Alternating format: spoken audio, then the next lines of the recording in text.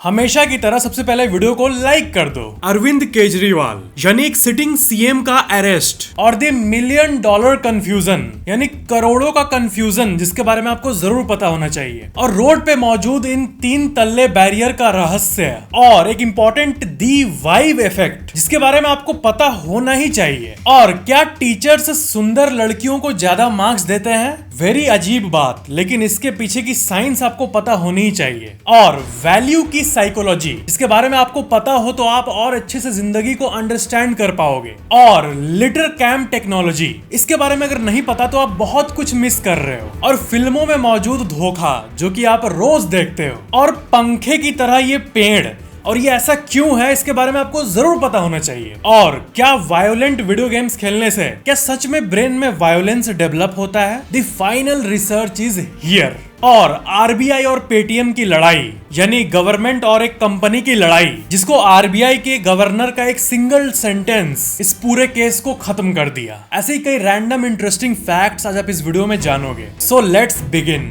अरविंद केजरीवाल यानी एक sitting CM का अरेस्ट एक बहुत ही ट्रेंडिंग सवाल है जो कि भारत के हर नागरिक के मन में चल रहा है कि क्या किसी सीएम को अरेस्ट किया जा सकता है? अब सीएम मतलब होता है चीफ मिनिस्टर यानी मिनिस्टर्स का भी मिनिस्टर। तो हमारे देश के नियम के हिसाब से क्या किसी चीफ मिनिस्टर को अरेस्ट करना इतना ही आसान है? तो देखो, हम भारत के नागरिक यानी आप और हम यही सोचते हैं कि रूल सब पे इक्वली लागू होता होगा। सिंपल कॉमन सेंस है। कानूनी नियम जो है वो आम आदमी हो, सीएम हो, पीएम हो, सब पे लागू होना चाहिए ना। ये हमारा जनरल थिंकिंग होता है, लेकिन ऐसा नहीं है। सीएम के केस में सीएम को अरेस्ट किया जा सकता है, लेकिन सिर्फ और सिर्फ क्रिमिनल केसेस में। देखो, क्राइम 2 तरह के होते हैं, सिविल क्राइम और क्रिमिनल वाला क्राइम। सिंपल भाषा में बोलूं तो सिविल मतलब छोटा मोटा क्राइम, जो दूसरा वाला क्रिमिनल क्राइम है ये तो सीरियस क्राइम होता है, और सिविल क्राइम को नॉन सीरियस क्राइम्स माना जाता है। तो भारत के आम नागरिक से एक चीफ मिनिस्टर ऐसे डिफरेंट है कि अगर उसके ऊपर सिविल क्राइम होगा तो उसको छूट मिल सकती है। अगर सीएम पे सिविल केस बने तो चांस रहता है बचने का, लेकिन क्रिमिनल केस बने तो नहीं रहता है। सिविल केसेस में पता है क्या क्या आता है? सिविल केस में हमारे रोजमर्रा के जिंदगी के नॉर्मल चीजें आती है, जैसे कि आपने किसी के साथ एग्रीमेंट किया मान लो, और उस एग्रीमेंट पे आप अमल नहीं रहे, ब्रीच ऑफ कॉन्ट्रैक्ट, ये एक सिविल केस का एग्जांपल हो गया। किसी का आपने प्रॉपर्टी डैमेज कर दिया, ये भी एक सिविल केस हुआ। लेकिन किसी का कोई मर्डर कर दिया, ये क्रिमिनल केस हुआ। और करप्शन, और किसी के ऊपर जब करप्शन के चार्जेस लगते हैं, एलिजिड करप्शन चार्जेस, तो वो एक क्रिमिनल केस बनता है, क्योंकि करप्शन से भारत का हर नागरिक इफेक्ट होता है। यहाँ पर आपको और एक बहुत ही इंपॉर्टेंट बात बता दूं कि भारत का प्रेसिडेंट यानी राष्ट्रपति, गवर्नर्स होते हैं, यही 2 ऐसे पद के लोग हैं जिनको ना सिविल केस में अरेस्ट किया जा सकता है और ना ही क्रिमिनल केस में अरेस्ट किया जा सकता है। वो कुछ भी करे, उन्हें अरेस्ट नहीं किया जा सकता है। लेकिन ये लीगल इम्यूनिटी चीफ मिनिस्टर्स पे लागू नहीं होता है। अब ये सुनने में आपको अनफेयर लग रहा होगा कि प्रेसिडेंट यानी राष्ट्रपति कुछ भी करे, उनको अरेस्ट नहीं कर सकते हैं। लेकिन इसमें एक कैच है, उनके टर्म के वक्त अरेस्ट नहीं कर सकते हैं। जब उनका टर्म खत्म हुआ यानी जब उनका टर्म कंप्लीट हो गया और कंप्लीट होने के जस्ट 1 दिन बीता, उसी दिन उनको अरेस्ट कर सकते हैं। तो ऐसा नहीं कि कोई कुछ भी करके भाग जाएगा। तो इस पूरे फैक्ट का समरी ये है कि आम इंसान पे कोई इम्यूनिटी नहीं होती है। आम इंसान के ऊपर सिविल केस हो यानी नॉन सीरियस वाला, या क्रिमिनल केस हो यानी सीरियस वाला, सब केस में उन्हें अरेस्ट किया जा सकता है। जब चीफ मिनिस्टर की बात आती है कि उनके ऊपर सिविल होने से अरेस्ट से राहत मिल सकती है, लेकिन क्रिमिनल में उनको अरेस्ट किया जा सकता है। और एकदम टॉप लेवल पे राष्ट्रपति और स्टेट्स के गवर्नर्स, इनको इनके टर्म में छुआ भी नहीं जा सकता है। ये एक बहुत ही इंपॉर्टेंट बात है। मुझे लगता है कि ये लेवल्स की जानकारी भारत के हर एक आम नागरिक को होनी चाहिए। तो आई होप आपको पूरा समझ आ गया होगा। दी वाइव मैच मिस्ट्री। जो लोग मनोविज्ञान में इंटरेस्ट रखते हैं वो लोग एक चीज को नोटिस करते हैं बहुत डीपली अपने लाइफ में, कि वो कुछ लोगों से अच्छे से कनेक्ट हो पाते हैं। आप इमेजिन करो अपने अच्छे दोस्त को, आपका सबसे करीबी, सबसे जिगरी यार को आप इमेजिन करो, तो आप उनसे कनेक्ट क्यों बैठ पाते हो? आपको पता है उससे अच्छा कनेक्शन होता है, किसी और से अच्छा कनेक्शन नहीं होता है। ये आखिर क्यों होता है? Why people say that I feel a certain vibe with someone? ये जो वाइव वर्ड है यानी वाइब्रेशन, वाइब मैच मैच करना ये कुछ ही कुछ लोग से क्यों होता है? तो देखो, ऐतिहासिक कालों से, जब से इंसानियत है इस धरती पे, तब से लगभग हर एक इंसान ने इस चीज को फील किया है। इस दुनिया में ऐसी बहुत कम चीजें ही होती है जो कि सब कोई फील कर पाते हैं। जैसे कि अगर मैं आपको बोलूं कि क्या आपने समुद्र में जहाज का जर्नी कभी किया है, तो आप लोगों में से शायद 5 से 7% लोग होंगे जो कि ये कहेंगे कि हाँ हमने किया है। लेकिन ये फीलिंग कि यार मेरा वाइब कुछ ही लोगों से मैच करता है, ये ऑलमोस्ट सबको आती है और ये बिल्कुल ऑब्वियस है, आप में कोई भी दिक्कत नहीं है। इस नेचर का नियम ही ऐसा है कि हम लोग सब कोई से जुड़ने के लिए नहीं बने हैं, स्पेसिफिक पर्सन से ही जुड़ने के लिए बने हैं, कुछ लोगों से जो कि आपके वाइब से मैच करते हैं, आपकी थिंकिंग से मैच करते हैं। इस दुनिया में सबको इम्प्रेस कर पाना इम्पॉसिबल है, लेकिन जो आपके करीब हैं उनको प्रिजर्व करके रखना, उनकी केयर करना, ये इंपॉर्टेंट बन जाता है। आप ये नोटिस करना कि कई ऐसे लोग होते हैं जिनसे हम चाह के भी बॉन्डिंग नहीं बना पाते। साइकोलॉजी के हिसाब से अगर आप किसी से दोस्ती करने की कोशिश कर रहे हो और फर्स्ट कम्युनिकेशन में ही वाइब मैच नहीं किया, तो वो नहीं हो पाता है पूरे जिंदगी भर। और किसी से मैच कर गया तो वो हमेशा ही एक स्वीट बॉन्डिंग होता है। और सर्वेज में ये पता भी चला है कि एक इंसान के आसपास एवरेजली 20 से 25 लोग ही ऐसे होते हैं जो उनके बहुत क्लोज होते हैं। यानी इस दुनिया में 20 से 25 ऐसे लोग होंगे जो एक्चुअली में आपके दिल में बसते होंगे और जिनका आप केयर करते होंगे। ऐसा कोई इंसान नहीं होता जो कि 200 या 300 या 1000 लोगों का केयर करे। पर्सनल लेवल पे केयर करने की बात हो रही है। एक चीज तो है कि ये जो साइकोलॉजी है ना, यानी मनोविज्ञान, ये बहुत ही इंटरेस्टिंग टॉपिक है। दी कूल लिटर कैम टेक्नोलॉजी। क्या आपको पता है ब्रिटेन में एक नई टेक्नोलॉजी आई है जिसका नाम है लिटर कैम, और ये टेक्नोलॉजी आने वाले टाइम पे इंडिया में भी आ जाएगी। ये आप लिख के रख लो, क्योंकि ये विज्ञान के वर्ल्ड में एक नया इनोवेशन है। ये ऐसा कैमरा टेक्नोलॉजी है जो कि सड़कों के पोल्स पे लगा रहता है और ये हर जाते हुए कार को रिकॉर्ड करता है और स्कैन करता है। और अगर कार के शीशे से कोई चिप्स का पैकेट या सोडा का बॉटल या फिर एक चॉकलेट का रैपर क्यों ना हो, उन सब को ये डिटेक्ट कर देता है और ऑटो चालान काट देता है। तो अगर सिर्फ यही देख के चालान कटने लगे 1000-2000 रुपए का, तो फिर रोड गंदा करने के बारे में कोई सोचेगा भी नहीं। तो ये टेक्नोलॉजी सही में बहुत अच्छी है, बस भारत में जल्दी से आ जाए। और इवेंचुअली, क्योंकि हमारा देश डेवलपिंग कंट्री है, तो जब आएगा तो एक बार फैक्टेक्स को याद कर लेना कि अरे याद है 2024 में फैक्टेक्स ने बताया था इसके बारे में, ये तो असली में लग रहा है भाई। अरे भाई, दी धोखा फ्रॉम फिल्म्स। देखो, फिल्मों में आपने वीएफएक्स के बारे में सुना होगा कि हम ब्लैंक स्क्रीन में कुछ भी बना सकते हैं जो चाहे वो। तो मैं आपको एक बहुत ही इंटरेस्टिंग मूवी का क्लिप दिखाना चाहता हूँ। मूवीज के शुरू में आपने देखा ही होगा कि कई मूवीज में ना डिस्क्लेमर दिया रहेगा कि इस फिल्म में किसी भी जानवर का इस्तेमाल नहीं किया गया है, सारे जानवर कंप्यूटर जनरेटेड है। ऐसा एक फिल्मी सा डिस्क्लेमर होगा। तो उस डिस्क्लेमर का मतलब ये है कि आजकल सच में ऐसी टेक्नोलॉजी आ गई है कि कोई भी रियल जानवर का इस्तेमाल करना ही नहीं पड़ता है। जैसे कि आप इस क्लिप में देख पा रहे हो, इंसान यहाँ पर मशीन सूट पहन के खड़ा है और ऊपर देखो जो फाइनल रेंडर है उसमें कैसे देखने में लग रहा है कि ये एक्चुअल में जानवर है। पहले एक्चुअल में जानवरों को यूज किया जाता था, लेकिन क्योंकि फिल्मों में सिंपल सीन्स तो होते नहीं, कॉम्प्लेक्स सीन्स होते हैं। और कॉम्प्लेक्स सीन्स में जब जानवरों को इन्वॉल्व किया जाता है तो उनको हर्ट होता है, चोट भी लगता है। तो ये पसंद नहीं था बहुत लोगों को, और जो एनिमल प्रोटेक्शन वाले ग्रुप है वो भी इसके खिलाफ थे। तो इसलिए अब सारे मूवीज इस पे शिफ्ट हो रहे हैं और आपको ऐसा धोखा मिलेगा ना, आपको पता ही नहीं चलेगा। आपको लगेगा कि नहीं रियल भालू लेके शूट किया होगा, लेकिन वैसा नहीं है। ये कौन पेड़ है बे?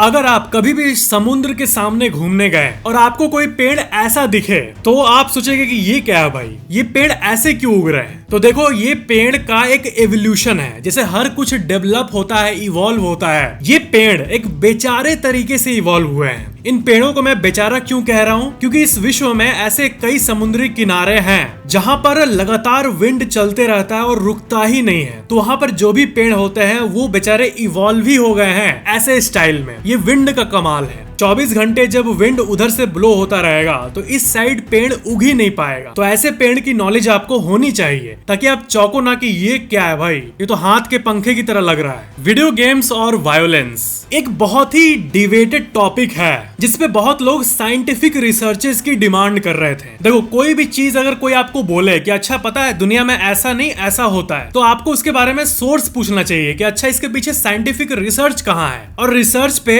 सारे लोग ऑलमोस्ट ऑलमोस्ट बिलीव करते हैं। भले ही कोई सुपरस्टिशन पे बिलीव करे ना करे, रिसर्च ज्यादातर टाइम ट्रू चीजों को रिफ्लेक्ट करता है। साइंस की ऐसी वैल्यू नहीं है इस दुनिया में। तो आप लोगों में से बहुत लोगों के माता पिताजी या फिर बहनें या फिर चाचा या फिर मामा या फिर फूफा जी जो भी आपको डांटते थे गेम खेलने के लिए, उनके लिए रिसर्च आ चुका है। मतलब ये कह रहा हूँ कि घर के बच्चे गेम्स खेल रहे हैं तो बंदूक चलाने से या फिर गेम में मारने से वायोलेंस डेवलप होता है माइंड में। ये बहुत पेरेंट्स का कंसर्न था, यहाँ तक कि बहुत सारे गवर्नमेंट का भी कंसर्न था कि जहाँ पे खून खराबा हो गेम में, उससे एक्चुअल में माइंड में डेवलप होता है किसी को मारने का अर्ज। तो क्या ये सही है? क्या न्यूरोलॉजिकल लेवल पे ऐसा कुछ होता है? तो देखो क्या रिसर्च आया है। No evidence to support link between violent video games and behaviour. और ये यूनिवर्सिटी ऑफ न्यूयॉर्क में रिसर्च हुआ था। कई सब्जेक्ट्स को लेके कई महीनों तक रिसर्च किया गया और लास्ट फाइनल कंक्लूजन यही निकला कि वायलेंट बिहेवियर और गेम का एक्चुअल में कोई लेना देना नहीं है। यानी जो लोग क्रिमिनल टाइप के होते हैं, वायलेंट होते हैं, वो गेम खेले या ना खेले, उनके अंदर वायलेंस होता ही है बचपन से। उनके जीन्स में ही ऐसा कुछ होता है, ऐसे इंस्ट्रक्शन जो कि उनके ब्रेन में ऐसे केमिकल्स को निकालता है न्यूरोलॉजिकल लेवल पे कि वो वायलेंस में इन्वॉल्व हो जाते हैं। अब चाहे गेम खेले नहीं खेले वैसे कोई फर्क नहीं है। और कोई शांत टाइप का लड़का है, वो चाहे गेम में कितने भी लोगों को मार दे काट दे, उसका ब्रेन एक्चुअल में बदलने नहीं वाला है रियल लाइफ में। एटलीस्ट साइंस तो यही बता रही है, यानी रिसर्च तो यही बता रही है। तो ये रिसर्च आप अपने मम्मी पापा को दिखा सकते हो। मे बी वो अग्री ना करे इस बात पे, लेकिन जो रिसर्च हुआ है ना, मैं वो बता रहा हूँ आपको। बस मैं कोई नहीं होता सही गलत जज करने वाला, लेकिन जो विज्ञान बता रहा है, जो साइंस इतना इन्वेस्टमेंट लगा के रिसर्च कर रहा है, उसका ज्ञान आपको होना चाहिए और सारे लोगों को होना चाहिए। ब्यूटी और मार्क्स, एक शॉकिंग सच। ये फैक्ट, बाप रे बाप, ये फैक्ट थोड़ा ध्यान से सुनना। ये रिसर्च देखो एक बार। Attractive female students no longer earning higher grades when classes moved online during कोविड-19। और इस स्टडी का पूरा रिसर्च डॉक्यूमेंट अवेलेबल है। अब देखो यहाँ पर ह्यूमन साइकोलॉजी यानी मनोविज्ञान की बात आती है। क्या है कि क्या आपको ऐसा नहीं लगता है कि कोई अगर अट्रैक्टिव लड़की हो या फिर कोई अट्रैक्टिव पर्सन हो, उसके अट्रैक्टिवनेस के चलते उसको मार्क्स नहीं मिलता है? अब देखो ये रिसर्च ऐसा है कि इस पे बहुत विवाद हो सकता है, लेकिन जो रिसर्च है, जो साइंस है, वो तो आपको जान लेना ही चाहिए। क्या है कि टीचर्स अनकॉन्शियसली अट्रैक्टिव फीमेल्स को हायर मार्क्स देने के तरफ लीन रहते हैं। अब ये कॉन्शियसली होता है या फिर अनकॉन्शियसली होता है वो बाद की बात है, लेकिन अट्रैक्टिवनेस से मार्क्स पे फर्क पड़ता था, ये स्टडीज में पता चला है। और जब कोविड-19 के समय, लॉकडाउन के समय ऑनलाइन क्लासेस हुए और मान लो कि एग्जाम हो रहा है और चेहरा तो किसी का दिख नहीं रहा है, टीचर को भी नहीं पता कि हम किसका क्या चेक कर रहे हैं, तो उन्हीं अट्रैक्टिव स्टूडेंट्स का अच्छा मार्क्स ग्रेजुअली कम होने लगा, क्योंकि चेहरा नहीं पता ना कि ये लड़की कौन है या फिर ये लड़का कौन है। अब ये बहुत डिबेटेबल बात है भाई, लेकिन जो है सो है।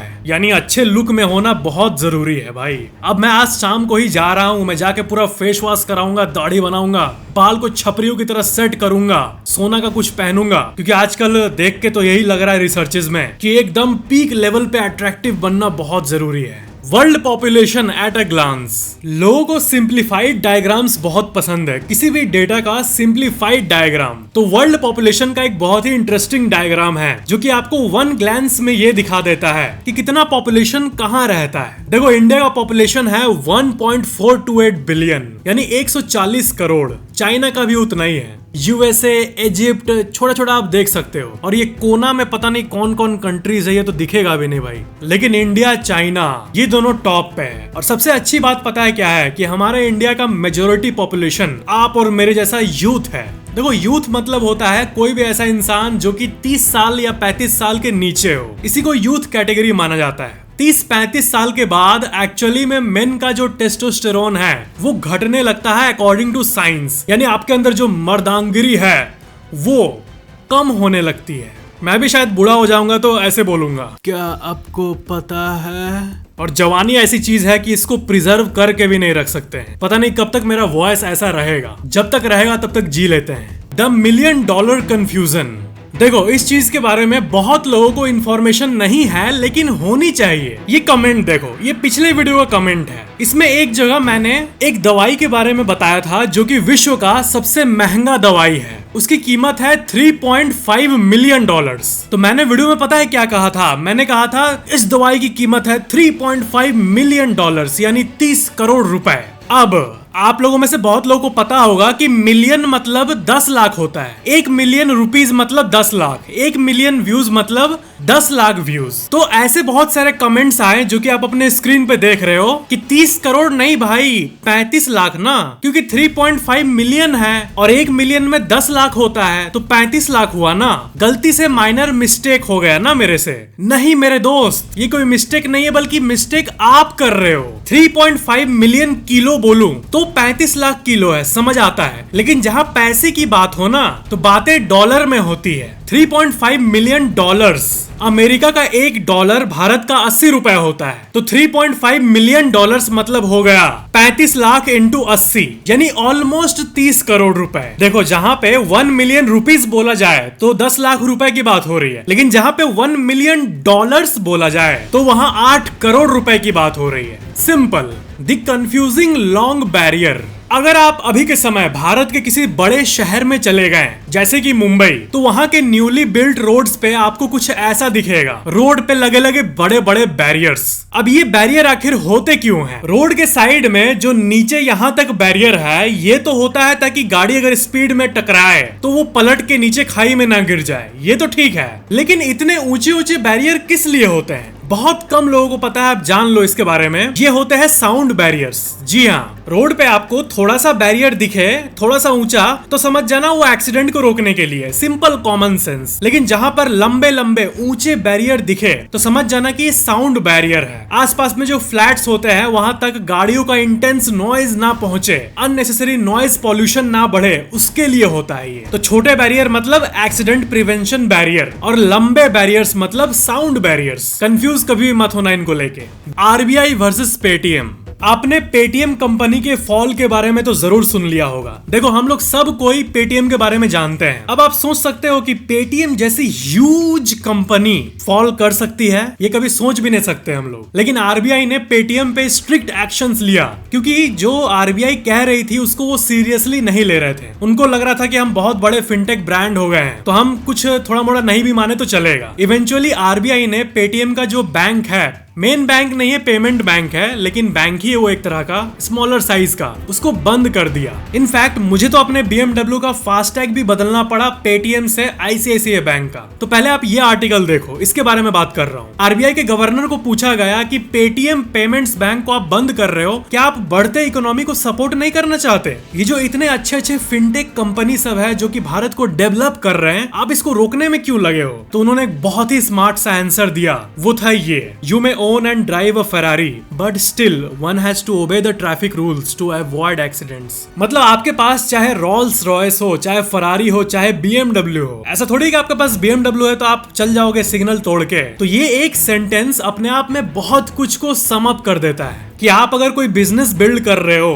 तो वो चाहे कितना भी बड़ा हो जाए, भाई नियम तो नियम है, और ज्यादा स्मार्ट बनने की कोशिश कभी नहीं करनी चाहिए किसी को। और जो ऑनेस्ट बिजनेस होते हैं वही लॉन्ग टर्म तक चल पाते हैं। और आप लोग में से बहुत लोगों ने कमेंट किया भी है कि भाई रियल में बिजनेस का मतलब है टाटा। अब टाटा जैसी कंपनीज सेंचुरीज से चलते आ रही है। और यहाँ पर एक बहुत इंटरेस्टिंग बात आपको बता दूं कि ये जो बड़े लोग होते हैं जिन्होंने बहुत बड़ा चीज बिल्ड किया है किसी भी फील्ड में, उनके अंदर ना कुछ अलग ही होता है, उनका माइंड ना कुछ अलग ही होता है मेरे भाई। क्या बता रहा हूं मैं, बताता हूं आपको। किंग चार्ल्स यानी उस समय के प्रिंस चार्ल्स रतन टाटा जी को ब्रिटेन में बुलाए थे कि आप आइए और मेरे हाथ से लाइफ टाइम अचीवमेंट अवार्ड लीजिए, क्योंकि आपका वर्क ही ऐसा है। तो फिर ये सुनकर रतन टाटा जी भी बड़े खुश हुए कि चलो विदेश में मेरे को अवार्ड मिल रहा है, तो अच्छा खासा अचीवमेंट है, ले ही लेता हूँ अवार्ड, क्या है। लेकिन जिस दिन अवार्ड का दिन था, जिस दिन उन्हें फ्लाइट में बैठ के जाना था, उस दिन अचानक से वो नहीं गए और वो अजीब से हो गए, उनका अवार्ड से दिमाग चला ही गया। और बाद में ये पता चला कि उस दिन उन्होंने अवार्ड क्यों नहीं लिया। उनके 2 कुत्ते थे, उसमें से एक डॉग जिसका नाम था टीटो,